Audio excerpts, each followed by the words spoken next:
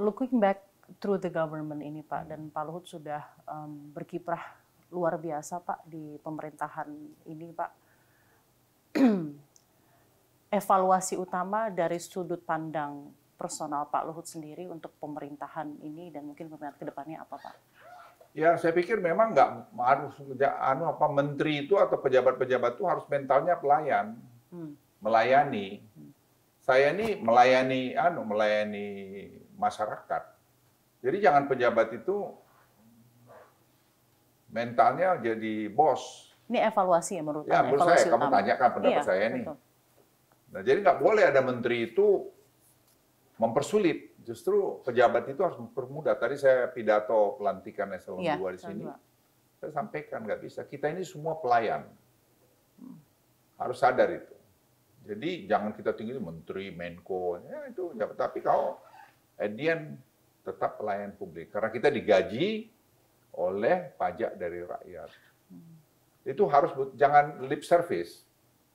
You have to show this to the public. Dengan cara yang melayani. Saya di sini, siapa aja yang datang saya layani. Makanya sampai kayak pasar malam kantor saya. Ada yang bilang, Bapak semua telepon. Dan saya bilang, dengan satu telepon saya, bisa membantu dia, kenapa tidak? Kenapa tidak? Baik, Pak. Apakah itu mengurangi kewibawaan saya? Kan tidak. Tidak.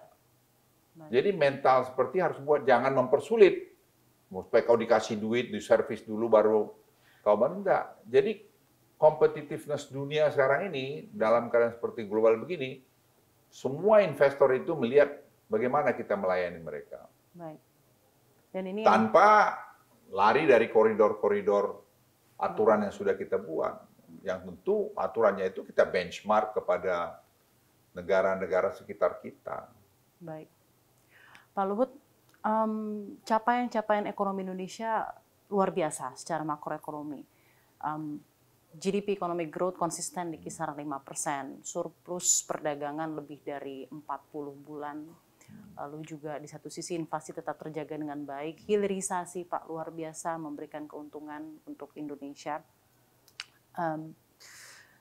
Saya ingin dengar pandangan dari Anda mengenai capaian hilirisasi yang sangat membanggakan untuk Anda, Pak Luhut, dan juga mungkin evaluasi ke depannya. Sebenarnya gini, Safrina ya, ini kan nikel ini anugerah ya, Tuhan punya given. Sekarang bagaimana kita capitalize ini supaya betul-betul menjadi trump card pemerintah. Nikel ya Pak ya. Ya, jadi saya bertemu Bapak Presiden Jokowi maupun Presiden terpilih. Saya bicara sama Royal Highness Muhammad bin Zayed dari Abu Dhabi. Kenapa enggak kita kerjasama di aset pemerintah Indonesia di nikel ore ini? Karena nikel ore ini bagaimanapun mobil listrik itu ada dua. Ada satu nanti LFP, ada satu nanti lithium baterai. Kalau LFP nggak mungkin, dia ekstrim cuaca nggak bisa main. Tetap harus dia pakai nikel ore. Jadi pidato Presiden Trump kemarin mau lebih kepada industri mobil mereka, dia harus dia ke situ. Nah, kita bilang ngapain kita berkelahi sama Amerika? Ngapain kita berkelahi sama negara lain juga? Jadi saya bilang sama Royal Highness, bagaimana kalau kita kolaborasi saja? Royal Highness kalau setuju, nanti saya juga lapor pada Presiden Jokowi. Dia bilang saya setuju, General Luhut. Jadi saya lapor Presiden Jokowi, saya lapor juga kepada Presiden terpilih.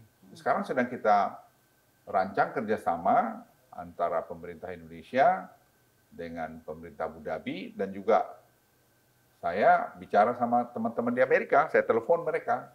Saya ini mau ke Amerika minggu depan, bicara, malah Royal Highness bantu ngatur pertemuan saya di Amerika. Itu untuk membuat satu konsorsium untuk kita sama-sama. Jadi jangan orang menuduh Indonesia itu mau menganuin anunya saja, apa namanya, nikelnya hanya untuk Indonesia. Enggak. Tapi kita harus menikmatin dong. Iya. Yang paling banyak kita dong. Masa kamu nggak punya apa-apa, tinggal enak lu, nggak enak gue dong gitu. Makanya dengan European Union kita bilang, oke, kami hanya ban nikel ore. Yes. Tapi kalau dia sudah sampai stainless steel, Prekursor kathode dan segala macam, silakan aja. Iya. Nggak ada masalah.